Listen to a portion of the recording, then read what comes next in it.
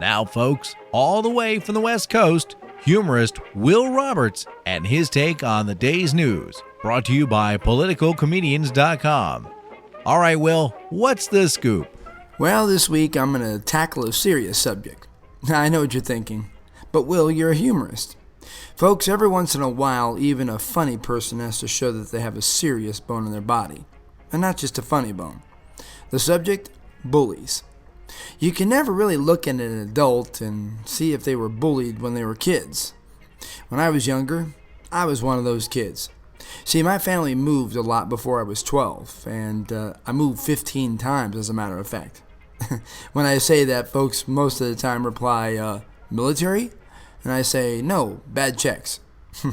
Funny, but true. Now, this caused me to be bullied. Moving from one school to another, always being the new kid on the block, always picked last on a team, and sometimes not at all. I can tell you that I had many a times I walked a long way to get to class, to avoid being made fun of, or worse. The only thing I can say that came good of this, being bullied, is that I got really good at talking my way out of a fight, and I became very physically fit, from all the running. But after a while, I became first to be picked on the team, because I was fast. It also helped me to understand people, from the moment I met them. And I figured out that bullies, well, they were more scared and alone than I was. Now I'm convinced that the person that said, "Sticks and stones may break my bones, but names will never hurt me," was the person doing the name calling. Because it does hurt, and bullying has to stop. It's just all too common nowadays. And with people having access to guns and knives and taser guns, well, it's getting a little out of control. So here's my plan. Start dragging the parents to the principal's office and make them accountable for the kids. The bully. And make them write on the blackboard about 10,000 times.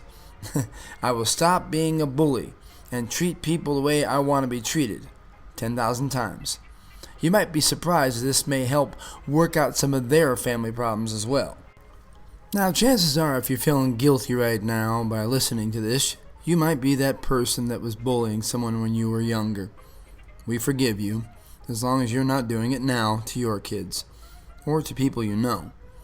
It's a real common thing nowadays that American kids, well, I'm sure it happens abroad too, but American kids are making it upon themselves or taking it upon themselves to deal with this, or not deal with this. The suicide rate from folks being bullied is climbing, and it's climbing quickly. And it's something that we have to stop before they take it into their own hands. Ask your kids if they're being bullied, if you think they're being bullied. If they start changing their behavior or, deciding to do something odd, like maybe get a tattoo or an ear piercing or they're acting angry or listening to music in their headsets too much. Now, maybe I'm just being an old man, but I have to tell you that the minute the behavior changes, or behavior changed with me when I was younger, it meant something wasn't good. It meant something wasn't right, and I was taking it out on, society. Take some time with your kids and stop them before they stop themselves.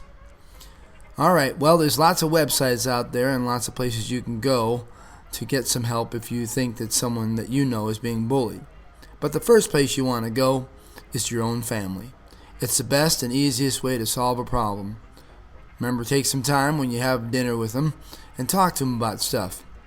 Oh, by the way, having fast food with them at the fast food place is not really having time for your family. So take some time, make a meal, get everybody involved, and do something good for your family.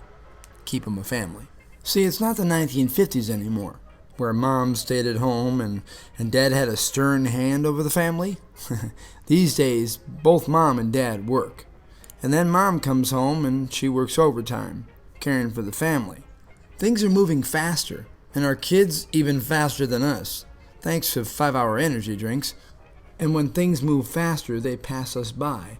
And in most cases, they don't hear what we have to say the first time, unless we text it to them.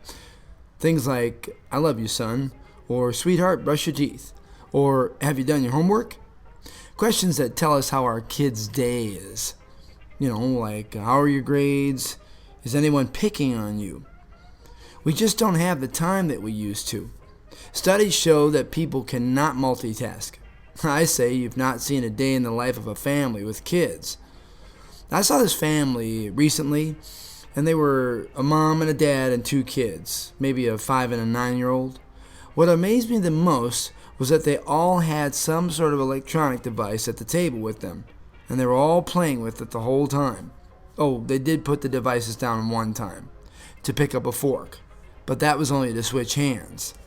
Now, I'm not going to tell you how to run your family, folks, but I will say that if you know more about your Facebook friends than you do your own family, it might be time to put down the phone. If you want to stop bullying, start getting back to family values. For more of Will's take on the day's events, go to politicalcomedians.com.